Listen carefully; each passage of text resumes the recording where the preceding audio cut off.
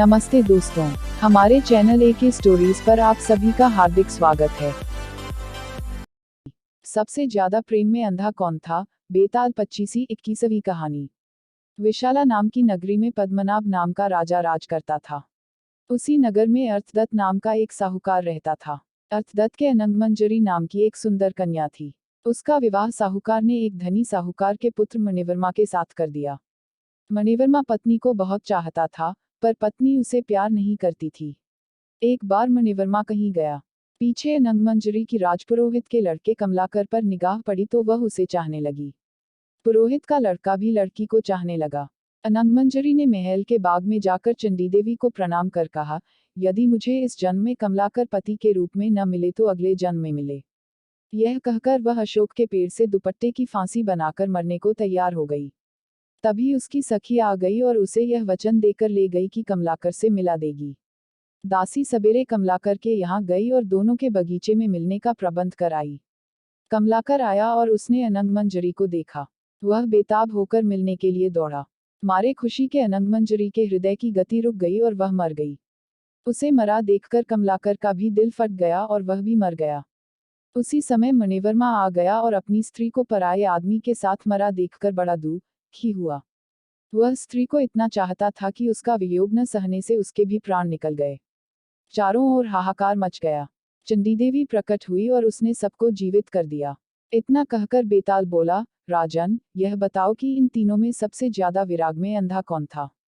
राजा ने कहा, मेरे विचार में मणिवर्मा था, क्योंकि वह अपनी पत्नी को पराये आदमी को प्यार करते देखकर भी शोक से मर गया।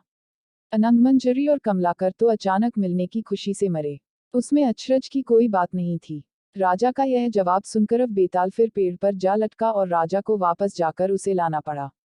रास्ते में बेताल ने फिर एक कहानी कही। शेर बनाने का अपराध किसने किया? बेताल 22वीं कहानी। कुसुमपुर नगर में एक राजा राज्य करता था। उसके नगर में एक ब्राह्मण था, जिसके 4 बेटे थे। लड़कों के सयाने होने पर ब्राह्मण मर गया और ब्राह्मणी उसके साथ सती हो गई। उनके रिश्तेदारों ने उनका धन छीन लिया। वे चारों भाई नाना के यहाँ चले गए, लेकिन कुछ दिन बाद वहां भी उनके साथ बुरा व्यवहार होने लगा। तब सबने मिलकर सोचा कि कोई विद्या सीखनी चाहिए। यह सोच करके चारों 4 दिशाओं में चल दिए। कुछ समय बाद वे विद्या सीख कर मिले। एक ने कहा, मैंने ऐसी विद्या सीखी है कि मैं मरे हुए प्राणी की हड्डियों पर मांस चढ़ा सकता हूँ। दूसरे ने कहा, मैं उसके खाल और बाल पैदा कर सकता हूँ। तीसरे ने कहा, मैं उसके सारे अंग बना सकता हूँ। चौथा बोला, मैं उसमें जान डाल सकता हूँ। फिर वे अपनी विद्या की परीक्षा लेने जंगल में गए। वहां उन्हें एक मरे शेर की हड्डियां मिली। उन्होंने उसे बिना पहचाने ही उठा लिया। एक ने मांस डाला, दूसरे ने खाल और बाल पैदा किए, तीसरे ने सारे अंग बनाए और चौथे ने उसमें प्राण डाल दिए। शेर जीवित हो उठा और सबको खा गया। यह कथा सुनाकर बेताल बोला, हे राजा, बताओ कि उन चारों में शेर बनाने का अपराध किसने किया? राजा ने कहा, जिसने प्राण डाले उसने, क्योंकि बाकी 3 को यह पता ही नहीं था कि वे शेर बना रहे हैं, इसलिए उनका कोई दोष नहीं है। यह सुनकर बेताल फिर पेड़ पर जा लटका। राजा जाकर फिर उसे लाया। रास्ते में बेताल ने एक नई कहानी सुनाई। योगी पहले क्यों रोया, फिर क्यों हंसा? बेताल 23वीं कहानी। कलिंग देश में शुभावती नाम का एक नगर है। उसमें राजा प्रद्युम्न राज करता था। उसी नगरी में एक ब्राह्मण रहता था, जिसके देवसोमा नाम का बड़ा ही योग्य पुत्र था। जब देवसोमा 16 बरस का हुआ और सारी विद्याएं सीख चुका तो एक दिन दुर्भाग्य से वह मर गया।